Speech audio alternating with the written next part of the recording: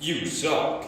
Hello and welcome back to the XVI Dynasty newsletter. The regular season has come to a conclusion, and what a season it's been. The next 3 weeks will be a dogfight, resulting in XVI Dynasty's very first winner. We're going to start this week's newsletter, as usual, with some power rankings. These are the final power rankings for the season, and Huge Sack is on top for the second week in a row. He is followed by his postseason rivals. However, our lowest ranking playoff contender is Plenty of Genty, who finishes at number 10. Comparing these rankings to the preseason rankings is very interesting to look at. Huge Sack and Stinky Fingers are our biggest risers, as they started the year at 15 and 14. The biggest faller is Ward of the Rings, who falls from 5th all the way down to 14. And the only pick who stayed the same was Rippin' Darts, Sniffin' Farts, who started and ended the year at 6th. Next, we will quickly look at the final conference standing. The dust is finally settled, and RB University and Huge Sack win their respective conferences. Conference A was a dogfight all year, and the lead has changed hands many times. Conference B had its share of back and forth. However, this was a battle between two teams for a majority of the year. Congrats to RB University and Huge Sack for being our first conference champs. Division standings is next. The East and West have already been decided, but once again, Kirkengoff and Huge Sack win their divisions handily. The North finishes the year with a 4-way tie. However, tiebreakers are broken by points for, and in this case, Stinky Fingers beats out Ford Motor Company by just 1 point. This division could not be any closer, and it appears to hold some of the best teams for years to come. Finally, RB University takes the division in the final week as he beats ACL Aces in an incredible matchup that not only decided the division winner, but also the conference winner. Congrats to Stinky Fingers, RB University, Kirkengoff, and Huge Sack for winning your divisions. Now let's get into some postseason action. Huge Sack and RB University will have bye weeks this week as they won their conferences. So our only two matchups this week will be number 3 Kirkengoff versus number 6 Plenty of Genty, and number 4 Stinky Fingers versus number 5 Ford Motor Company. The higher winning seed will go on to play Huge Sack, and the lower will go on to play RB University. If you didn't make playoffs, your season is not over, as the consolation bracket holds the next 8 best teams. The winner of this bracket will win a free buy-in for next year, so all is not lost yet. This format will follow a typical bracket, which will not reseed after each week. Now for the teams that didn't do so well this year, let's get into the draft news. The lottery is officially set, and here's the lottery order. Sunglasses at Night gets the number 1 position, followed by KOC and Balls, Ford Motor Company by way of Ward of the Rings,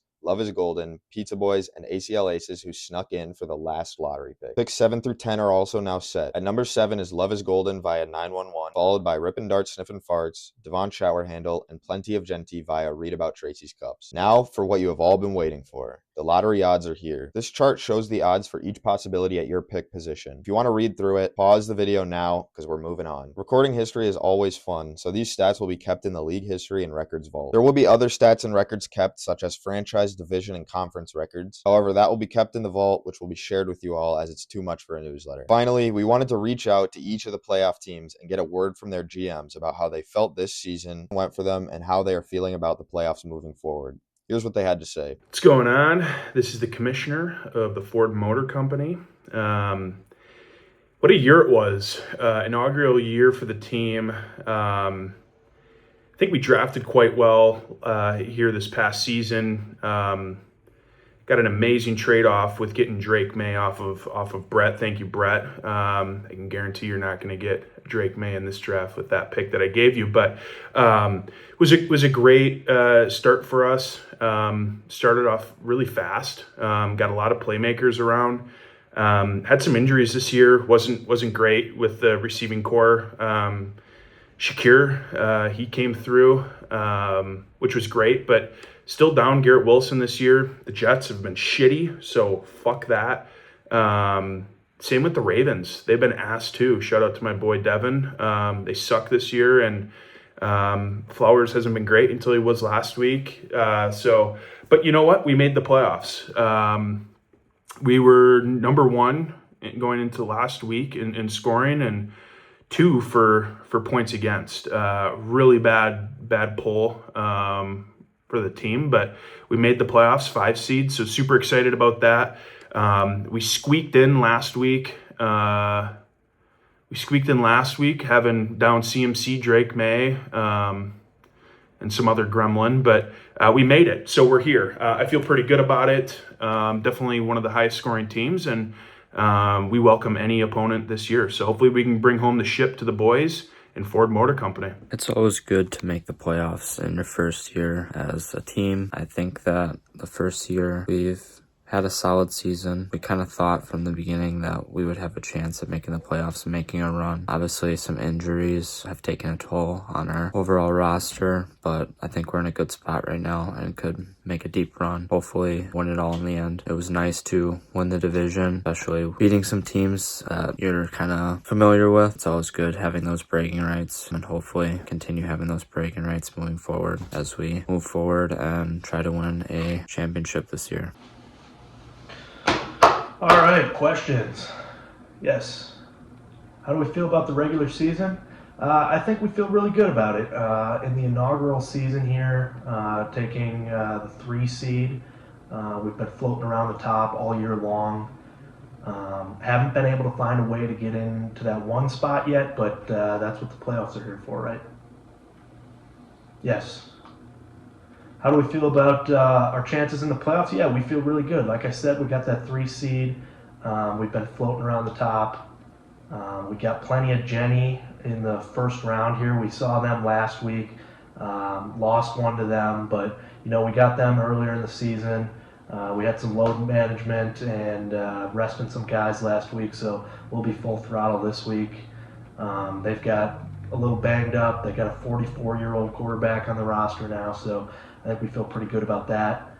Moving on into the playoffs, the 1 seed with the bye, huge sack. They're 8th in points for, so their defense has been pretty good, but their offense is just abysmal. So I think our chances are pretty good once we get through this first round to really go all the way. Any more? All right, thank you. I'm a little bit disappointed with the way that the regular season went for the Stinky Fingers. We went 8-6 and tied with everybody in the North.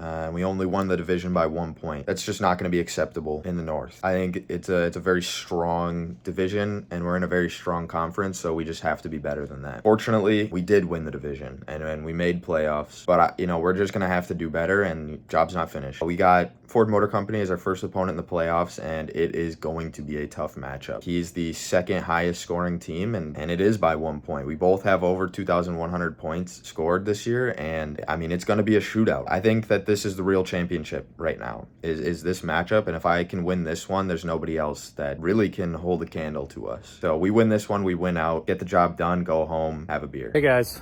Billy here, GM of Plenty of Genty. I just want to say pretty proud of the squad for making it to the playoffs this year. Crawled back from an 0-4 start, finished 8-6. Surely landed us the 6th seed in the playoffs. And we've done it off the back of guys like Daniel Jones, Harold Fannin, even Sean Tucker and Blake Corma stepped up because there really hasn't been Plenty of Genty. As far as looking forward to our matchups, we got Kirk and Goff this week. They've had a solid year, but it's not 2019 anymore. Saquon and Derrick Henry isn't striking fear into anyone. And once we get past him, we got easily the most Mickey Mouse #1 seed of all time in huge sack. I think we can all agree that he sucks. So call me crazy, but I like my chances to win as good as anyone's, but we'll see.